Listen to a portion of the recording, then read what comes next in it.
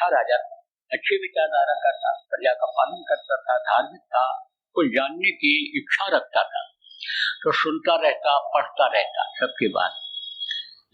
अब उसको यह जानकारी हो गई कि प्रभु है, जैसे अनुभव होता है, प्रभु की ताकत होती है, ताकत का अनुभव होता है, वो ताकत को देखा नहीं जा सकता है। जैसे ये बिजली का तार है, तो आप ये समझो इसमें कितनी ताकत है, यह आपको नहीं पता है। बल्ब कैसे जलता है, जब ताकत मिलती है, पावर मिलता है उसको, तब जलता है, पंखा चलता है। लेकिन खाली तार को देखोगे, जब देखोगे तो उसको, लेकिन अनुभव नहीं कर पाओगे। ऐसे ही प्रभु जो है वो अनुभव की चीज होता है। तो वो सोचता रहता था ज्ञान कैसे मिलेगा। कोई आता था तो कहता था ज्ञान कैसे मिलेगा, ज्ञानी मैं कैसे हो सकता हूँ। ज्ञान का मतलब वही ऊपरी चीजों की जानकारी, तत्वों की जानकारी, ऊपरी तत्वों। तो कोई कहता तीरथ चले जाओ, तो कोई कहता जाओ जल चढ़ाओ, कोई कहता मंदिर में प्रसाद चढ़ाओ, कोई कहता आरती करियो, कोई कहता जाओ नदियों में स्नान करियो। सब किया उसने, लेकिन शांति उसको नहीं मिली, संतुष्टि उसको नहीं मिली। फिर पंडित जी उनके यहाँ आते थे पूजा करने के लिए। एक दिन उनसे पूछा, पंडित जी से पूछा कि यानी समझो कि कैसे मुक्ति मिलेगी, कैसे यानी समझो कि शांति मिलेगी, किस तरह से बोध होगा। तब उन्होंने कहा कि भागवत पढ़ो, भागवत कराओ। भागवत कराया 7 दिन। अब उन्होंने सब उदाहरण दिया कि परीक्षित का ऐसे हुआ, उनका ऐसे हुआ, भागवत से यह लाभ मिला, यही जानकारी उनको थी। तो कहा आपका भी उद्धार उसी से हो जाएगा। जब उन लोगों का हो गया जिनका इतिहास में नाम लिखा हुआ था, बताया, तो आपका भी हो जाएगा। कुछ नहीं हुआ, कुछ नहीं हुआ। कहा ना, पोथी पढ़ पढ़ जगमुआ पंडित भयानक, उससे कुछ नहीं। आप ये समझो ढाई अक्षर वही जो बताया आपको, शब्द साधा बाधा, शब्द का ज्ञान जब होता है, शब्द का बोध जब होता है तब होता है। तो कुछ नहीं हुआ। तब फिर कहा पंडित जी से, पंडित जी कुछ नहीं हुआ, आपने जो भी बताया आप पर हमको विश्वास है, आपसे पूजा पाठ इसीलिए कराता हूँ, कोई चीज पूछता हूँ आप बताते हो। तो ये जो विद्याएं हैं, ज्योतिष है, हस्तरेखा है, ये सब ये जो गणना है, इससे भी आदमी को जानकारी हो जाती है तो फायदा मिल जाता है। लेकिन किसमें फायदा होता है? दुनिया की चीजों में फायदा होता है। दुनिया की चीजें मिल जाती हैं जो नाशमान है, जिसको छोड़ना है, जहाँ जाना है अपने देश, अपने घर, उसकी जानकारी इससे नहीं हो पाती है। पंडित जी को इन चीजों की जानकारी थी। और आजकल लोग ज्यादातर इन्हीं चीजों की इच्छा रखते हैं कि धन हो जाए, व्यापार बढ़ जाए, नौकरी में तरक्की हो जाए, दुश्मन का हार हो जाए और ये हो जाए। इसीलिए आंतरिक तांत्रिक और ये जो इस तरह के लोग होते हैं, कोई कंठी लटका देता है गले में, रुद्राक्ष पहनो, कोई अंगुली में कहता है ये हीरा पहन लो, मोती पहन लो, नीलम पहन लो, ये कर लो, यही सब कराते हैं लालच में, दुनिया की चीजों। और आप ये समझो ऐसे ही पंडित जी से फायदा होता था, पूजा पाठ राजा कराता था। तो एक दिन बड़ा दुखी होकर बोला, कहा कि कुछ नहीं हुआ, बहुत मैं परेशान हूँ इस बात के लिए। तो जब आदमी के अंदर परेशानी होती है तो कहा ना कि ये जीवात्मा सबकी उस मालिक से जुड़ी हुई है, तो किसी न किसी रूप में आवाज वहां पहुंच जाती है। तो उसने कहा अच्छा हम सोच के बताएंगे।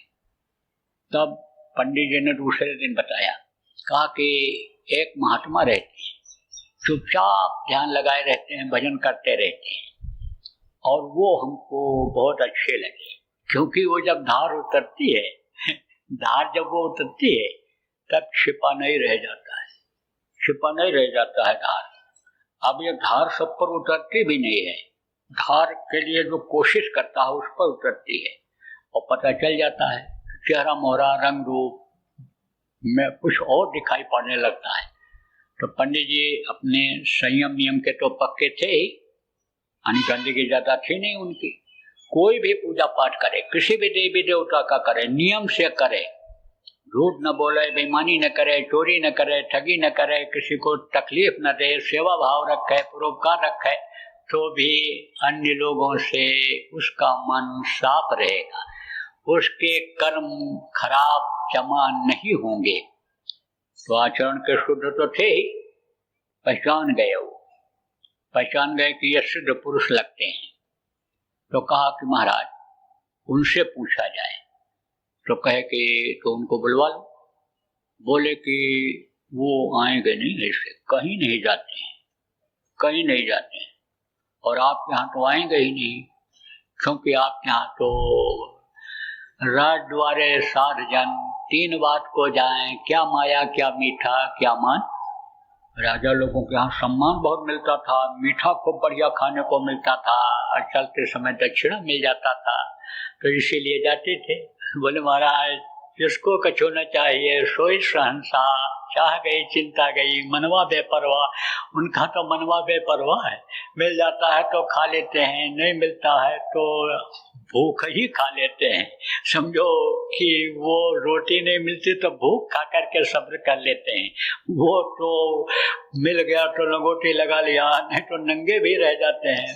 वो तो आपके यहाँ ऐसे नहीं आएंगे। तब राजा ने सोचा कि ग्रंथों में लिखा हुआ है कि मान रखते हैं, सम्मान यानी समझो कि यानी कद्र करते हैं किसकी, यानी भावना की।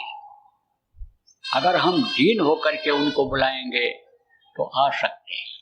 तब उन्होंने कहा, अपना आदमी भेजा उनके साथ और कहा जाओ कहो आकर के हमको दर्शन दे जाए, हम परिस्थितियों में घिरे हुए हैं और हम आएंगे तो हमारे साथ और लोग आएंगे, और फिर जो है आपके इस काम में, जिस काम में आप लगे हुए हो, ध्यान में लगे रहते हो, प्रभु को याद करते रहते हो, उसमें बाधा पड़ जाएगा। कहा कि जाओ जब कहोगे, इस बात को कहोगे, अपने आदमी से कहा, भेजा अपने नजदीकी सेवादार को, तब महात्मा जी आ जाएंगे। आप समझो मान रखेंगे, इच्छा को वो पहचान जाएंगे। तो आ गए महात्मा जी। महात्मा जी आए भाई बुलाने पर। राजा ने हार्दिक इच्छा व्यक्त किया कि आ जाए, तो आ गए। तो पूछा ये सवाल, महाराज बहुत कुछ किया लेकिन शांति नहीं मिली, उद्धार का कोई रास्ता नहीं दिखाई पड़ा, मुक्ति मोक्ष का कोई रास्ता नहीं दिखाई पड़ा। तब बोले राजा, महात्मा जी बोले कि 1 मिनट के लिए तू अपना अधिकार मुझे दे दे। तो बोले दे दिया, जो मैं कहूं वो होने दो। बोले ठीक है। सोचा 1 मिनट में क्या कहेंगे या कर लेंगे ये। तो वहीं पर खड़ा हुआ था सिपाही, सिपाही से कहा कि पंडित जी को बांध दो। तो पंडित जी तो वहां थे ही, पंडित जी ने बताया था, पंडित जी के साथ वो आए थे। कहा पंडित जी को बांध दो, हाथ पैर इनका। बांध दिया और कहा अब राजा को बांध दो। राजा भी बंध गए। तो पंडित जी से कहा कि राजा को खोलो। कहा अब हम कैसे खोलें, हमारा भी हाथ पैर बंधा हुआ तो हम कैसे खोल पाएंगे। राजा से कहा राजा साहब आप खोल दीजिए। अरे बोले मैं भी बंधा पड़ा हूं, मैं कहां से खोल पाऊंगा। तो जो बंधन में है, कौन बंधन में, ये जितने भी नीचे के लोग हैं, इनमें जितने भी जीव हैं सब बंधन, चाहे ये मृत्यु लोक हो, चाहे स्वर्ग लोक हो, चाहे गंधर्व लोक हो, चाहे वैकुंठ लोक हो, चाहे आप ये समझो कि ये काल का लोक हो, चाहे ब्रह्म का लोक हो, ये सब बंधन में। ये मुक्त नहीं है कि ये चाहे तो निकल जाए हो जाए। अब इनकी पूजा करके और इनको खुश करके कि जिनका ही वर्णन वेद में है, जिनका ही वर्णन पुराण में है, जिनका ही वर्णन गीता में है, उनको खुश करके आप कैसे बंधन से छुटकारा पा सकते हो। बंधे तुम गाढ़े बंधन हान। ये जीवात्मा जो 4 शरीर में बंध है, ये जो 5 तत्वों में स्थूल शरीर बंध है, इससे कैसे छुटकारा पा सकते हो। इसलिए बंधन से मुक्त ये जो रास्ता आपको बताया गया प्रेमियों, उस रास्ते पर चलो, इस शब्द को पकड़ो, नाम को पकड़ो, तब तो बंधन से मुक्त हो सकते हो। नहीं तो लौट लौट 84 आया, लौट लौट करके इसी 84 में आना पड़ेगा, जन्मने मरने की पीड़ा झेलनी पड़ेगी। जय गुरुदेव। अभी आपने बाबा उमाकांत जी महाराज के सत्संग को सुना। बाबा जी अन्य किसी से चंदा न लेकर अपने प्रेमियों के सहयोग से देश विदेश में तमाम जनहित के काम करते हुए सभी तरह की तकलीफ़ों को दूर करने व प्रभु के मिलने का उपाय बताते हैं।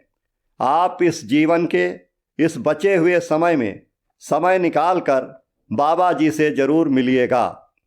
आप